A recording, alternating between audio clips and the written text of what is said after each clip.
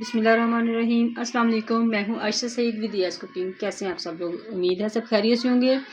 आज हम बनाएंगे बहुत ही ज़बरदस्त रेसिपी, बेसन की बर्फ़ी। बहुत ही ज़बरदस्त टेस्ट, मुंह में डालते ही घुल जाने वाली, बिल्कुल हलवाई स्टाइल में। चलिए आइए हम रेसिपी की तरफ चलते हैं। इससे पहले अगर आप न्यू है मेरे चैनल को लाइक और सब्सक्राइब कर लें। तो चलिए जी हम स्टार्ट करते हैं। बहुत ही कम चीज़ों से बनाएंगे बहुत ही ज़बरदस्त सी बेसन की बर्फ़ी। तो सबसे पहले हमने क्या लेना है, ये तकरीबन 1 प्याली देसी घी है जिसमें हम इस्तेमाल करेंगे। इसको हम पैन में डालेंगे और गर्म होने के लिए छोड़ेंगे, थोड़ा सा मेल्ट होने देंगे। ये देखें जी, हमारा घी तकरीबन मेल्ट हो चुका है। अब इसमें हम थोड़े से इलायची के दाने डाल देंगे। अगर आपके पास इलायची पाउडर है तो आप वो डाल दें, इससे इसकी खुशबू बहुत ही ज़बरदस्त हो जाएगी। और देसी घी तो आपको पता है कि वैसे ही बहुत ज़बरदस्त होता है, इसका टेस्ट भी बहुत कमाल का आएगा। अगर आपके घर कोई मेहमान आ रहे हैं और आपको कुछ समझ नहीं लगी तो आप मिनटों में ये बर्फ़ी तैयार कर सकते हैं, बहुत ही ज़बरदस्त सी। अब क्या करेंगे, जो बेसन हमने 1 प्याली लिया है इसको हम इसमें डाल देंगे और अच्छी तरह इसको चम्मच हिलाते हुए भूनते जाएंगे। बेसन मैंने पहले से छान के रख लिया था। आपने छान कर ही इस्तेमाल करना है, वरना इसमें बबल आ जाते हैं।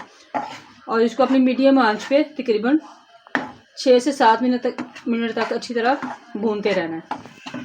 ये देखें जी, तकरीबन 5 से 7 मिनट भूनने के बाद इसका कलर माशाल्लाह कितना खूबसूरत हो गया है और हल्की हल्की सी इसमें से खुशबू आनी शुरू हो गई है। लेकिन अभी हम मज़ीद इसको थोड़ा सा और भूनेंगे ताकि इसमें बेसन का कच्चापन बिल्कुल भी ना रहे।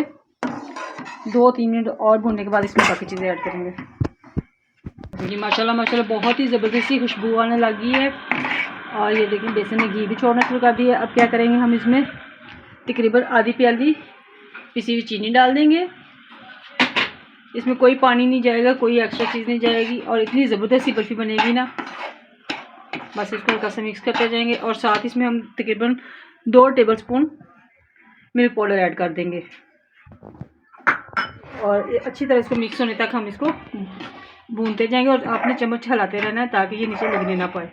ये देखें जी, माशाल्लाह बहुत ही ज़बरदस्त सा कलर हो गया इसका और खुशबू तो बहुत ही शानदार आ रही है। तो अब हम इसमें क्या करेंगे कि ये इसको ऐसे करके देख लेंगे कि आपस में ये बाइंड नहीं हो रहा, तो हम इसमें सिर्फ 1 चम्मच दूध का ऐड करेंगे, बस ज़्यादा नहीं। और थोड़ी देर के लिए इसको हम अच्छी तरह से मिक्स कर लेंगे।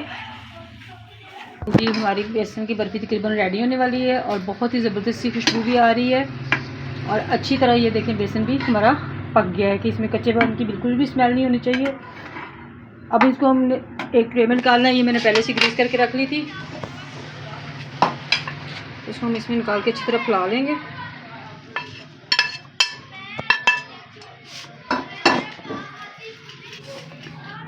इसको मैंने अच्छी तरह ऐसे सेट कर लिया फैला के। अब आपके पास कोई भी ड्राई फ्रूट हैं, बादाम हैं, पिस्ते हैं, जो भी आपका दिल चाहे आप इसके ऊपर ऐसे बारीक बारीक काटें और छिड़क दें।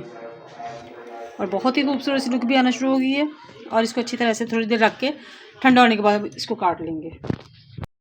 ये देखें जी, माशाल्लाह हमारी बर्फ़ी जो है वो सेट हो गई हुई है। अब इसको हम क्या करेंगे, आप किसी भी शेप में काट लें, इसको स्क्वायर काट लें, ट्रायंगल में काट लें, ऐसे काट लेंगे और प्लेट में निकाल लेंगे इसको। बहुत ही ज़बरदस्त टेस्ट तो इसका बहुत ही कमाल है।